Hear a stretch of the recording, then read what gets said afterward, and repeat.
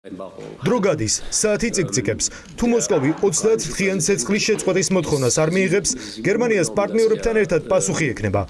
დღის ბოლომდე ჯერ კიდევ 12 საათია დარჩენილი და თუ მანამდე ცეცხლის შეწყვეტის შეთანხმებას ვერ მივაღწევთ, ევროპული მხარე სანქციებისთვის მზადებას დაიწყებს. ვლადიმერ პუტინს გერმანიამ ულტიმატუმი წაუყენა. კრემლის ლიდერს 10 საათზე ნაკლები დრო რჩება იმისთვის, რომ ფრონტზე ცეცხლი 30 დღით შეწყვიტოს და ზელენსკის წინადადება მიიღოს.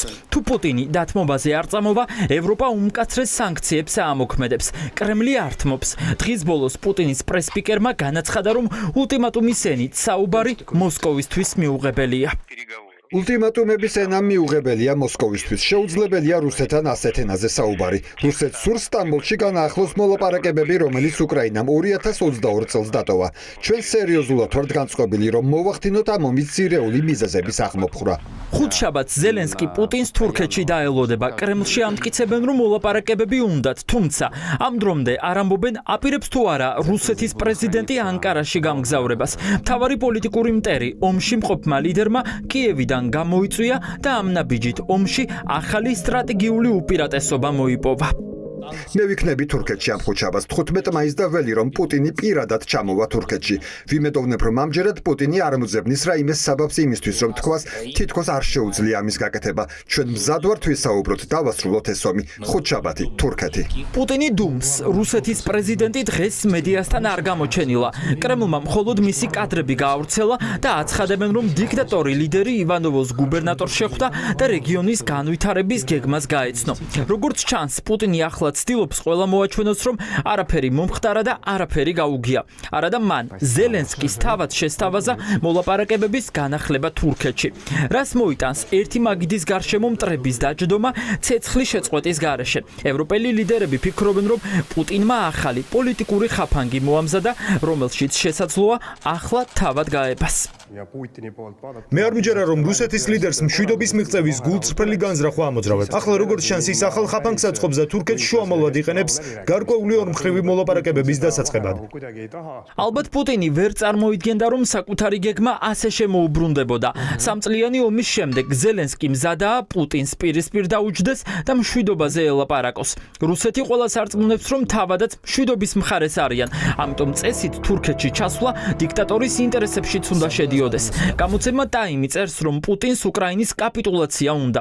ანუ ზავის დადება მოსკოვის პირობებით. უკრაინამ ნატოს წევრობაზე უარი უნდა თქვას და ოკუპირებული ტერიტორიები რუსეთის ნაწილად გამოაცხადოს. დაჟინებით მოვითხოვდი, რომ შეხვედრა შემდგარიყო. ამ შეხვედრამ შეიძლება ბევრი კარგი შედეგი მოიტანოს. ერთს უნდა ცეცხლის შეწყვეტა, მეორეს არა. ამიტომ პირველ რიგში საჭიროა, რომ ერთმანეთს შეხვდნენ. ეს უნდა შეწყდეს, უნდა შეწყდეს სისხლის ღვრა. ლოგიკურია, რომ ცეცხლის შეწყვეტა წინ უნდა უსწრებდეს ნებისმიერ სამშვიდობო მოლაპარაკებებს. ბოლო დროს განვითარებული მოვლენები აჩვენებს, თუ როგორ არ შეასრულა რუსეთის პრეზიდენტმა ვლადიმირ პუტინმა საკუთარი ცეცხლის შეწყვეტის დაპირებაც კი. უკრაინამ დღეს ცაში, ზღვასა და მიწაზე ცეცხლის 30 დღით შეწყვეტის გადაწყვეტილება მიიღო. კიევი მხოლოდ იმ შემთხვევაში მიიტანს იერიშს, თუ შეტევაზე რუსეთი გადავა. ზელენსკის სურვილი ცალმხრივი აღმოჩნდა, რადგან პუტინის არმია მთელი ღამე უკრაინულ ქალაქებს ბომბავდა. ჯამში უკრაინისკენ 108 დრონი გადაისროლეს. გამოვალ მდგომარეობაში აღმოჩენილ პუტინს დღეს მძიმე გზავნილები ლონდონიდანაც წამოეწია. ლანკასტერის სასახლეში ვაიმარის მონაწილე ქვეყნების საგარეო საქმეთა მინისტრები მთელი დღე მსჯელობდნენ, რა პასუხს გასცემენ რუსეთს თუ კრემლი დათმობაზე არ წავა.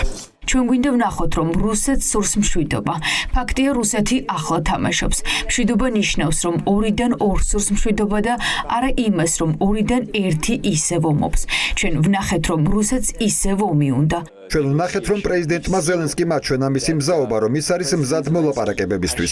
მას სურს დიპლომატია, მას სურს მშვიდობა და როგორი იყო პუტინის პასუხი. კიდევ უფრო მეტი თავდასხმა უკრაინაზე. მას სურს დროის მოგება, მაშინ როცა ეს პროცესი უფრო მეტ დიპლომატიას უახლოვდება. ჩვენ ევროპელებს გვინდა მშვიდობა. უკრაინას და პრეზიდენტ ზელენსკის სურს მშვიდობა. ჩვენ ახლა ვლადიმერ პუტინის პასუხს ველოდებით, ყოველგვარი წინაპირობების გარეშე.